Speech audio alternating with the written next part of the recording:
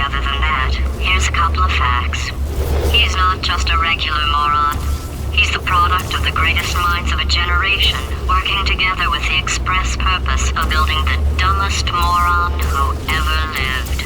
And you just put him in charge of the entire facility. Good, that's still working.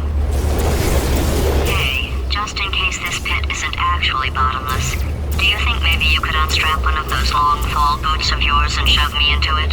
Just remember to land on one foot.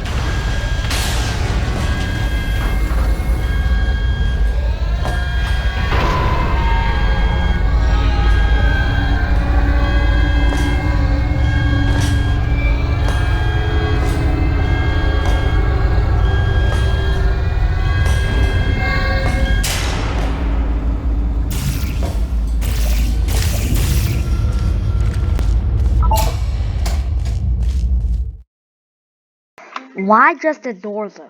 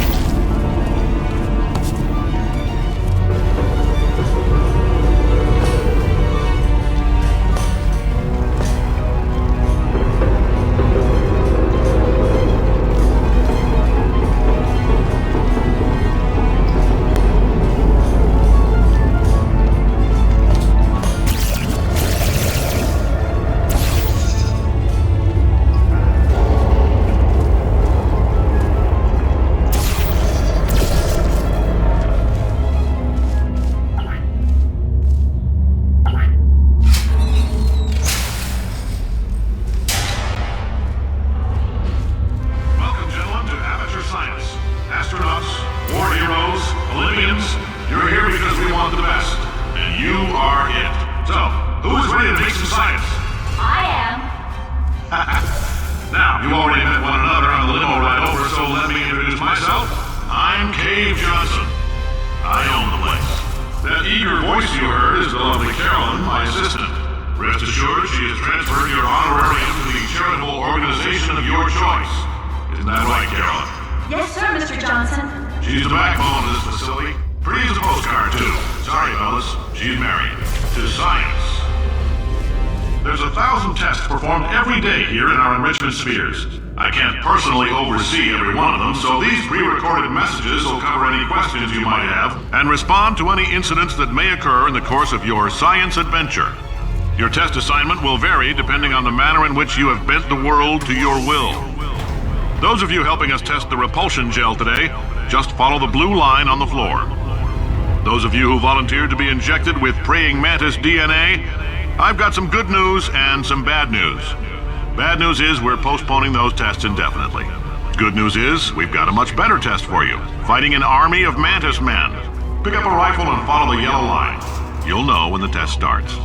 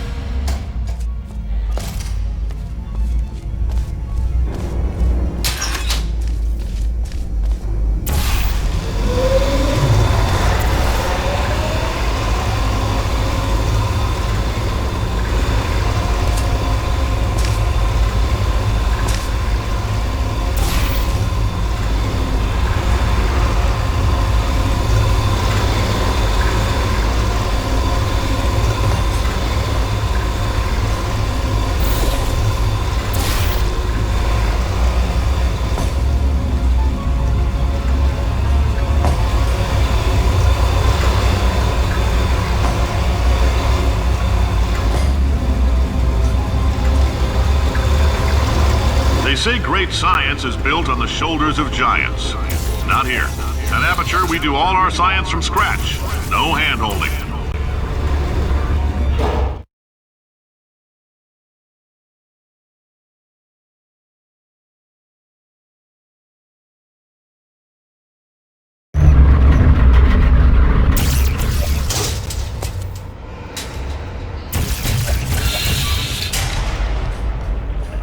Let's get started. This first test involves something the lab boys call repulsion gel. You're not part of the control group, by the way. You get the gel. Last poor son of a gun got blue paint. All joking aside, that did happen. Broke every bone in his legs. Tragic, but informative. Or so I'm told.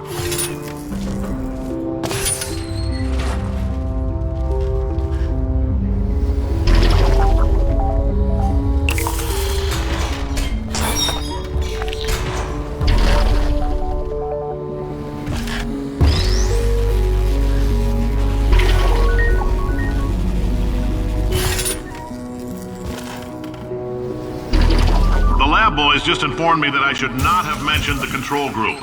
They're telling me I ought to stop making these pre-recorded messages.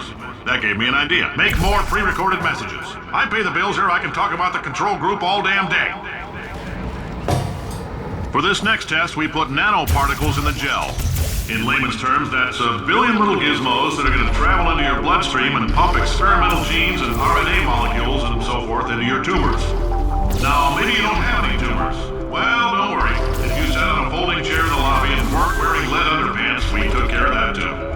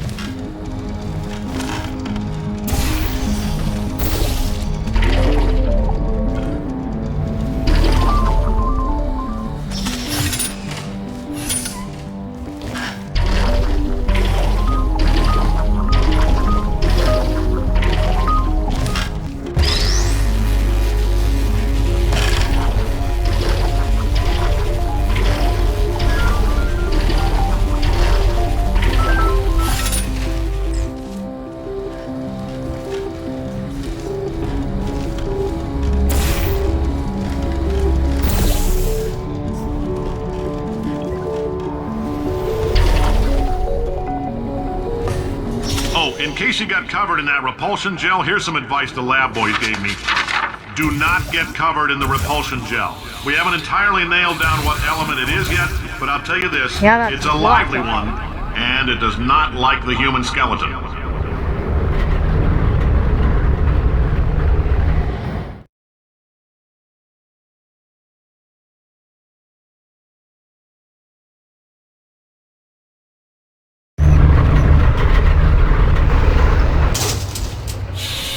All these science spheres are made of asbestos, by the way. Keeps out the rats. Let us know if you feel a shortness of breath, a persistent dry cough, or your heart stopping, because that's not part of the test. That's asbestos. Good news is the lab boys say the symptoms of asbestos poisoning show a median latency of 44.6 years. So if you're 30 or older, you're laughing. Worst case scenario, you miss out on a few rounds of canasta. Plus, you forwarded the cause of science by 3 centuries. I punch those numbers into my calculator, it makes a happy face.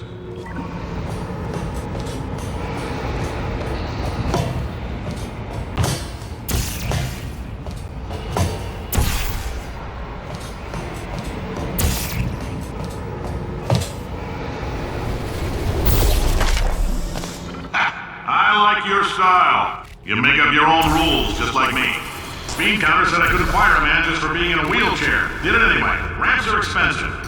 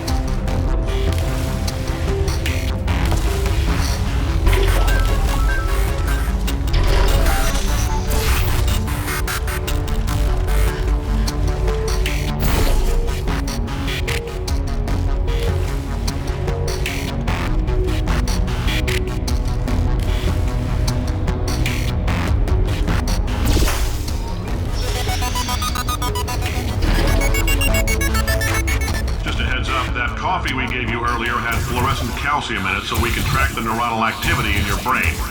There's a slight chance the calcium could harden and vitrify your frontal lobe. Anyway, don't stress yourself thinking about it. I'm serious. Visualizing the scenario while under stress actually triggers the reaction.